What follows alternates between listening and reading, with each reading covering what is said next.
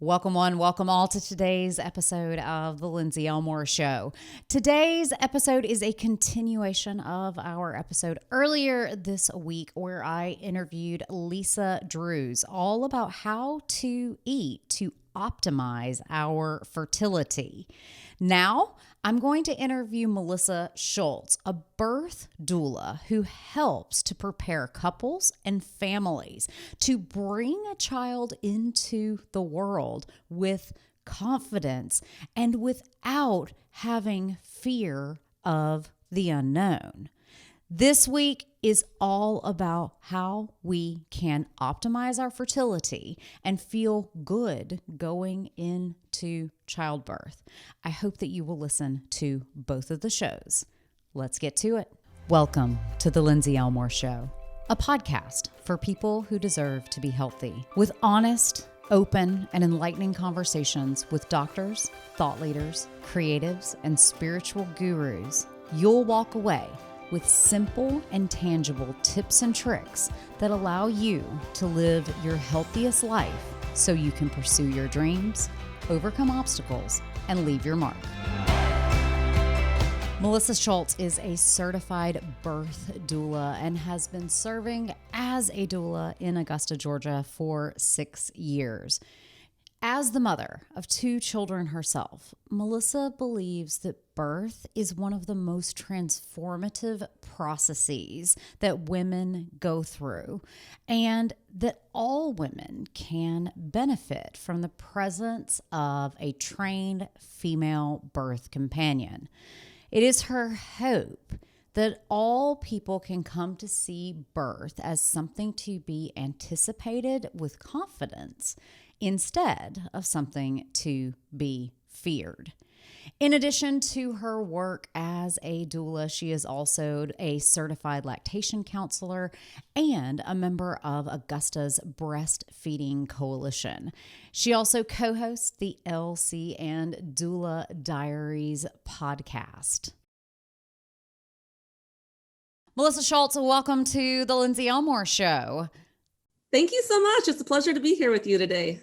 I am excited to talk to you because I think that it is a special job for someone to have where they lead people through a specific transition in life. And as humans, birth and death are kind of the two biggies. You know, they're the ones that we all go through that have very powerful symbolic meaning as well as very powerful physical consequences and mental consequences that we carry with us for years and years and years.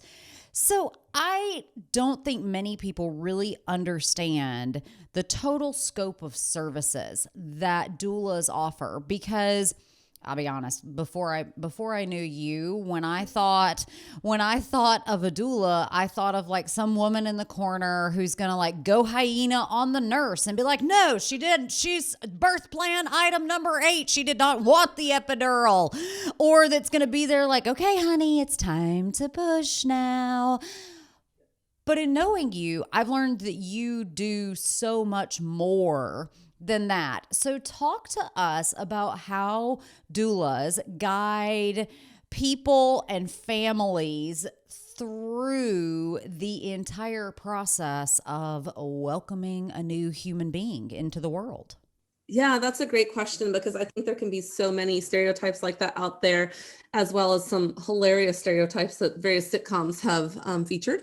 But what I like to say in the simplest form to people is doulas provide emotional, informational, and physical support. And that is throughout the course of your pregnancy, from whenever the point that you hire a doula into the birth itself. And which aspects are more needed actually just depends from couple to couple. For some people, they're on it. They're research people. They're physically oriented. They're fit. They're like not afraid to advocate for themselves. They more just need to know what some of their options are and some emotional support in the moment or point me in the right direction. Other people come to me hands open. They're like, I'm having my first baby. I don't know where to start. I don't even know what to think about. Help. And so that's why we'll say, hey, here's some resources for starting your childbirth education. Here's some things we can do to prep your body for labor. Let's talk about how we're going to prep for postpartum. And then during the birth itself, what we do, again, really depends on the client as well as the birth setting. So the way that I'm going to support somebody and help them advocate through, say, a hospital birth with a client who wants an unmedicated birth is going to be a lot busier, a lot more hands-on than, say, maybe also in a hospital birth where somebody's like, no, as soon as I'm kind of uncomfortable, we're getting the epidural, it looks different. You know, it also looks different if somebody's, say, at a birth center or a home birth and they have a more supportive environment in the first place. So the terrain is right open, but I love to use the analogy of, you know, if you were going to go visit another country, you could absolutely Google everything. You could learn about all the places you want to go. You could get on Yelp and find the places to eat, and you could take the time and set it all up. But if you've never been there, it might be easier to hire a travel agent or a tour guide who knows that area intimately, who's like, oh, listen, you do not want to miss the dish at this restaurant in this location, and this is the winery to go to. And they're going to help you know what's along the way, and it's still your choice to decide what's important to you, but they're going to help you make your way towards those things that are important to you with less stress to you. So I'm imagining a doula walking into a hospital and saying, like, this is going to be a completely unmedicated birth, because does that include IV fluids, which are required at many a hospital? I mean, like, it's a really, really detailed discussion. And I know that when I've been around friends and family who are pregnant, I will ask questions, and I am in no way the most highly skilled practitioner when it comes to peripartum, but I'll ask questions like, hey, are you sure that you want your kid to get all of the medications and the vaccines and the this and the that and everything, like, right at birth? And people are like, what are you even talking about? And I was like, well, there are hospital protocols that you're going to get your name at a sheet of paper. The baby's going to get a name at the sheet of paper, and they're just going to check the boxes. And do you have an opinion on any of those boxes, whether they are checked or unchecked? And that, I think, is so clutch in how do you make a complex process, a complex internal process as well as external process, easier. So we may have women listening here today who are saying, I'm having my first kid, I'm having my fourth kid, I'm having my first home birth, my first vaginal birth after cesarean, whatever it is. What are your top tips from a doula who's attended hundreds of births? What are your top tips? And maybe take us through your demographics of the new mom versus the experienced mom versus different locations. How can people who are giving birth and their families really see the entire journey and optimize their experience? Okay, so to go back to your point about taking a complex situation and making it simpler, the best way to do that is through preparation, and especially at the prenatal point. So whenever a new client hires me as their doula, our first meeting is usually about 2 hours because we go through that much stuff. I'm going to ask them what their valuations are, what their fears and concerns are, what their hopes are, what their ideal birth scenarios are. We're going to parse it apart. And then through the process of that conversation, I'm going to hear, like, okay, it sounds like this is important to you. So here's what you need to know about your chosen setting where you're giving birth.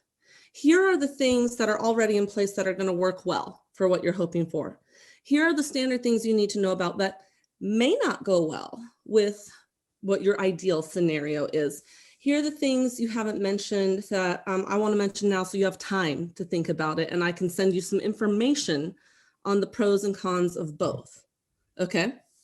And so by doing that, we really take the time, so that my goal is, by the time we get to the birth itself and the birth location, there shouldn't be any surprises to them about what their location does and offers, and we'll try to say, well, this is our standard that we do, or whatever.